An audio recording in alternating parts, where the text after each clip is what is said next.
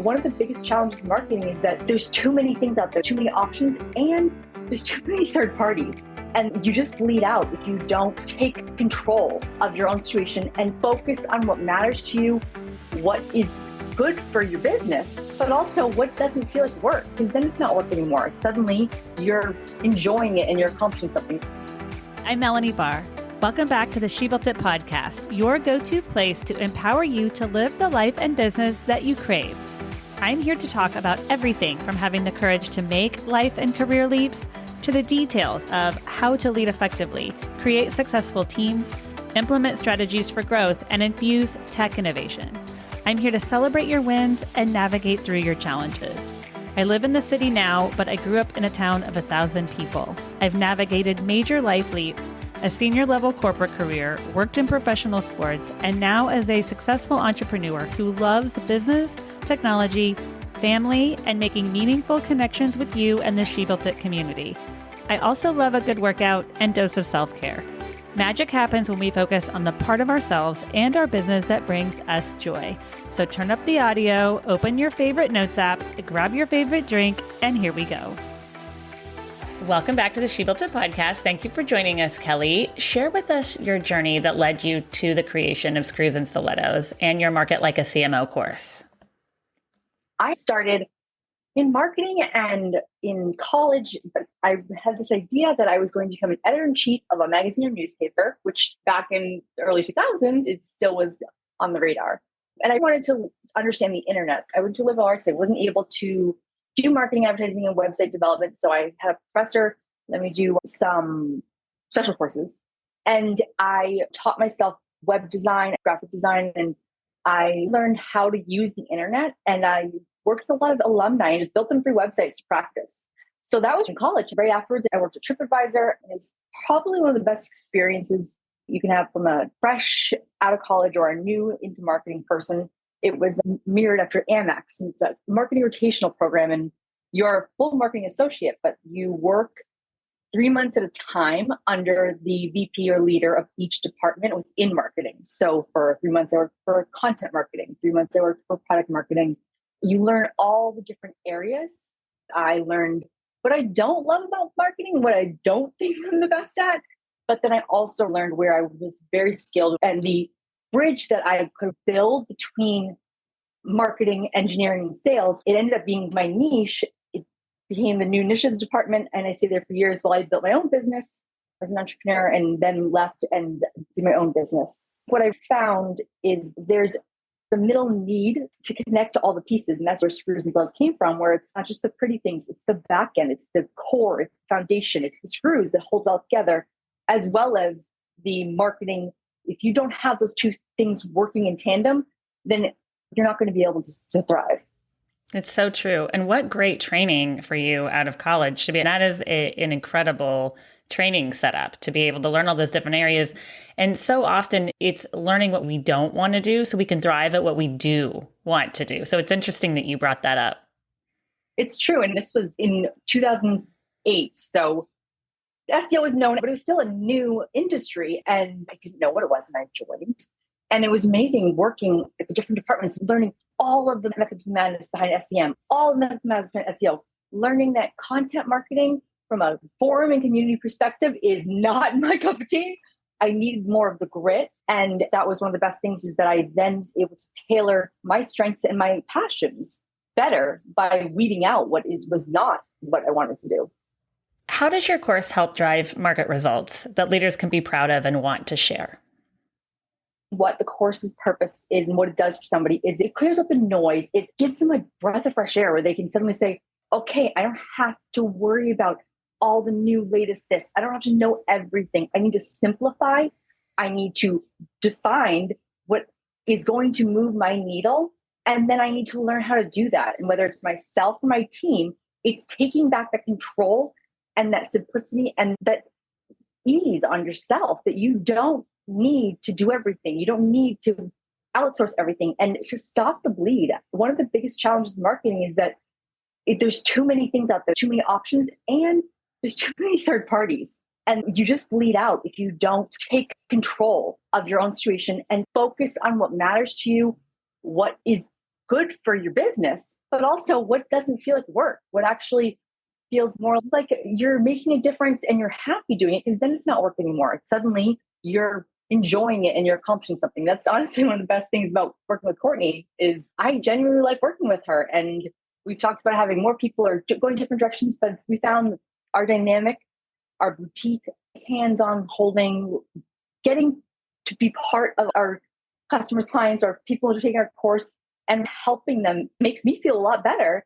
That's one of the best things. Somebody's not a line item on an Excel sheet, but we get to know them and feel like we're making a difference to them. And when they can say, we don't need you anymore. You gave us everything we needed and we can go do it ourselves. That's one of the best feelings in the world.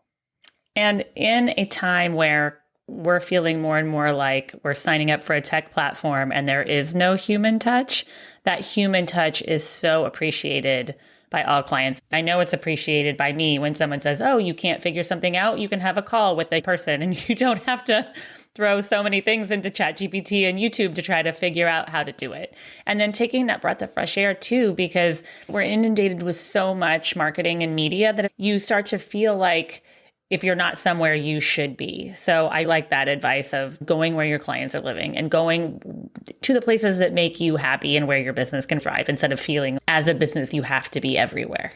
One of the best things is finding those points where you say to somebody, you don't need the handcuffs. You think, get rid of this stuff, and giving them that open door to then move forward in their business in ways that they couldn't get to, not because they weren't capable, but because they were in a black hole of the overwhelming amount of information and requirements. Let's be real, the world has changed significantly, but you're no longer an expert in marketing with good ideas.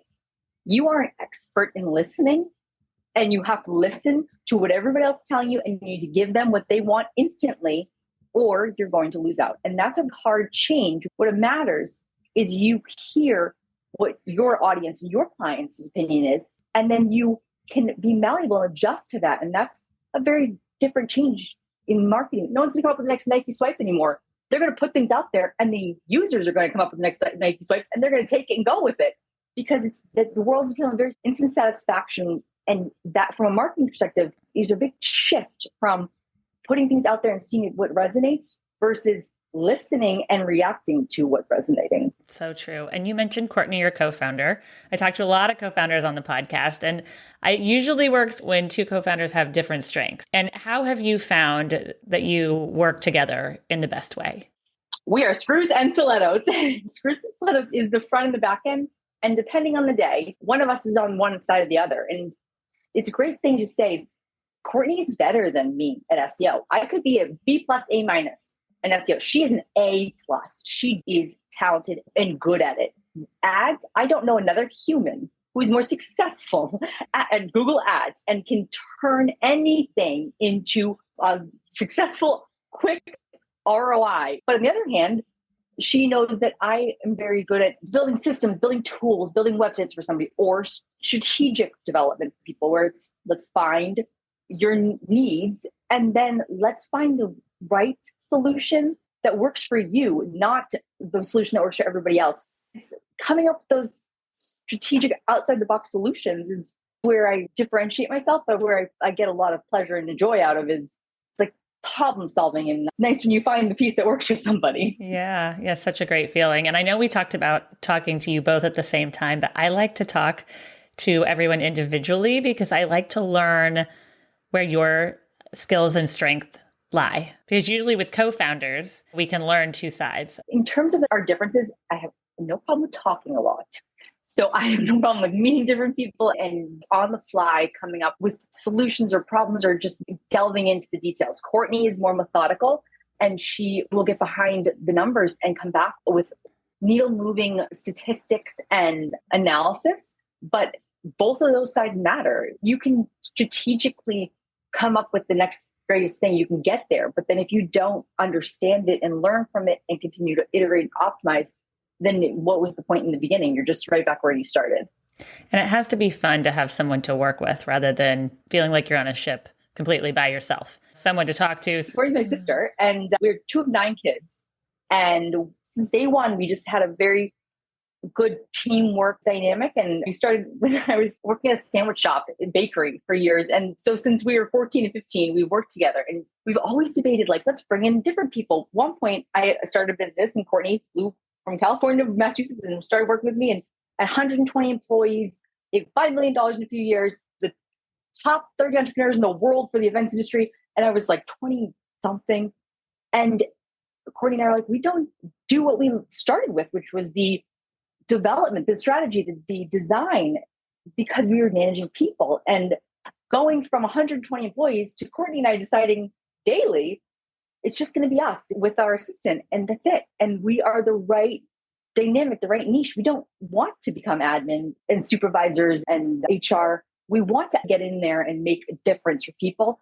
And staying boutique and staying niche allows us to do that. And also it helps because on a bad day, Courtney just says, Kelly, just go do something. We'll talk tomorrow. And she just knows me. And you can't find a partner like that. So true. And it's so amazing that you made the leap to do what you want to do after building a successful business and saying, I want to make a leap and just follow my passions and do the things that I enjoy doing every day. Because so often we can stay stuck somewhere that we don't want to be. And the funny thing about the leap is it's crazy to be suddenly no clients, no income, no real business plan, but just a want and an ability. And to just not try to run, just slowly but surely move the needle and get a very boutique focused clients and make a difference. And naturally, our business grew, but without advertising, it was all word of mouth. This past year, we've made a shift where we found, if you look at the last 5 or 6 years, there's a commonality in our clients between business owners and CMO levels where they keep coming to us for essentially the same things. And we're helping and teaching the similar things. And we feel that it's not necessary for them to have to pay us as consultants or strategies when we're not reinventing the wheel for them. And that's what we love to do, is reinvent the wheel and come up with a brand new thing. So the course's purpose is to give somebody all tools, all the foundation, everything they need to succeed without bleeding out, paying consultants tens of thousands of dollars. Instead, it's yours to do at your disposal and to pick and choose what works for you. If you are working on ads, go into the ads. If you're working on email marketing, go into email marketing. If you're not, leave it alone. And it's yours for the time that whenever you do need it. But don't try to be a jack of all trades, because then you'll be successful at none. What can someone expect when they sign up for the course? There's at least 150 videos broken into sections, buckets of the most common needs that small business owners, mid-sized business owners, and CMOs of all different scales have. So whether it's to be successful online and offline, email marketing or lead generation or lead nurturing, it's bucketed in the different units. And what it focuses on is what matters. It doesn't teach every detail. It doesn't go through every definition or every tool out there. It tells you, if you want to do Google Ads, here's how you want to set yourself up for success. And here are the best ways to start testing out and learning. And it gives you templates and guides and resources to then take on your own and put in your information, and gives you the whole skeleton of what you're going to need to succeed, to grow, to analyze, to understand. You don't need to be an analyst to understand what's working for you. It's giving you the ability to make a difference for yourself, and gives you all the resources you need to do it without pretending that every new tool and app is going to matter. It's the foundational elements that you need. And it's so great that you broke it down for clients, because all the apps can be very overwhelming and it all changes. Just like today, I opened up Zoom and it looked completely different. And I think, what did they change today? Like yesterday when Google sent an email saying they're officially retiring the traditional UA, Google Analytics, and anybody who has not migrated over is going to lose their data. I was thinking, you just set off a snowball effect of panic attacks, because the amount of people who don't know what that means, they might not know right now, but when they go in and they have no data left, panic attacks. But also moving over to GA4 is very overwhelming because it's not intuitive. But in the course, Courtney breaks down how to set it up for yourself, how to be able to see through it. Another example is this year, Yahoo, Google, all major email platforms said you have to do these 3 steps in your email domain to remain compliant. If you don't, you're going to be considered unauthenticated and you're not going to be able to get through people. So we've had people come to us in the last few weeks saying, I have 150,000 people in my newsletter subscribers, and I am getting bounces of 70,000 when I send something. What's wrong? And what they don't realize is these three little items was a big issue. If you didn't make those changes in your system, then you're no longer considered valid, trustworthy, authenticated. And if you send that email to 5,000 people and 2,000 people are Gmail, they're just not even going to send it to that person. And if they do, they're going to put it in the spam. The person's never going to see it. It's not that you're spam. It's you didn't do those 3 steps. It's honestly 3 little line items that take all of 45 seconds and then an hour to update and you're done. But it's not understanding what they mean and what needs to happen that becomes overwhelming and shuts down entire businesses' ability to communicate with their customers when it's a very simple thing. So we try to make it clear to people, when you get something like that, you have to do it. And this is the 2-minute video on how to do it. And then you're done. But if you don't do it, you are just going to become, one day wake up and you can't get through to anybody. Because you think the data's there, but it might not always be. No, it's not. And it's not yours. That's a hard thing to understand is it might be your statistics, but it's not your information, not your data. When you use a lot of these platforms, my kids use this app called Noggin. They have games, they have educational things, they also play games. They've used it forever. And I get an email saying Noggin's shutting down as of July 2nd. No warning. I have no control over it. It's my kid's subscription, my kid's games. It's gone. It's not mine. And that's a hard thing for people to understand is it might be your information, but it's not yours when you use a lot of these systems. And that's why it's important to keep whatever you can in your own wheelhouse. We had a client, poor guy, he's rebuilding hospitals for the Ukraine. He is a world-renowned expert in building hospitals, and they needed help last year. And one day he woke up and his website and his email were down. It was hacked by a company in Nigeria, and his agency said, we can't deal with this. He lost everything. So he gets recommended through another client to us. He has nothing, not even his logo. And the Ukraine is now pulling out saying he's not trustworthy because they can't verify anything. And suddenly his email is hacked. He's spent decades building this reputation.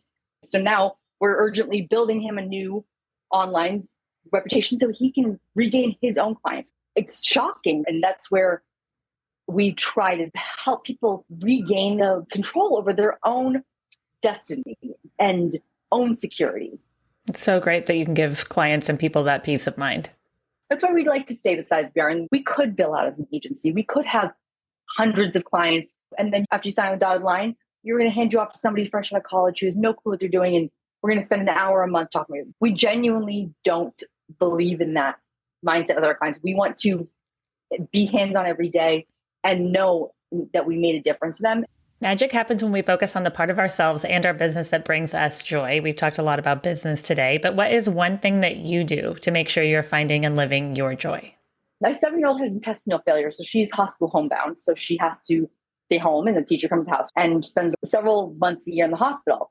And the fact that when she's in the hospital, not one single time have I had to say, I'm not going to be there. Every time we go in together and we leave together, and I sit in my back corner and the nurse is there and I get everything done. And the dynamic with Courtney is one of the best things ever in our clients, where I can say, Gabby has an emergency.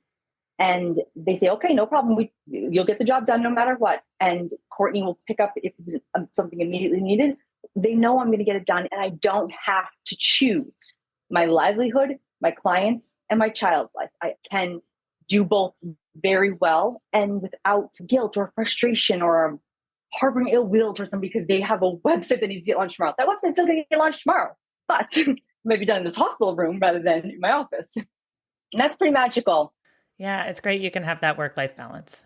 I never want anybody to ever have to choose their family, their self, or their business. And the fact that our business is able to give me that flexibility and that peace of mind, and Courtney is there and our clients are there. I was in the hospital at Christmas. One of our clients, and this isn't the first time, sending gifts to Gabby, sending me Christmas at the hospital. We make that much of an impact to somebody that it's not just about the ROI. They care enough to send something when they genuinely didn't even have to. So it's a wonderful magical world makes you remember that there are good people out there and that they deserve the helping hand when they need it. And in return, they're going to give it back to you when you need a break. And that's a testament to your leadership and your business building as well. Thank you for joining us today and sharing your marketing and system wisdom with us. Can you please share with us how and where we can find you and your course? Our main website is screwsandstilettos.com. Our course is on there as well, but you can also access it directly at marketlikeacmo.com. You don't have to be a CMO. So you have the confidence of being the chief of your growth and your business. And Market Like a CMO provides that. Thank you for joining us today. I'd love to hear from you. Reach out to me at hello@shebuiltit.com on our She Built It website or at She Built It on social. Thank you to my editor, Rich Streffolino, who always makes us sound good. Until next time, let nothing stop you from experiencing the life and business that you crave.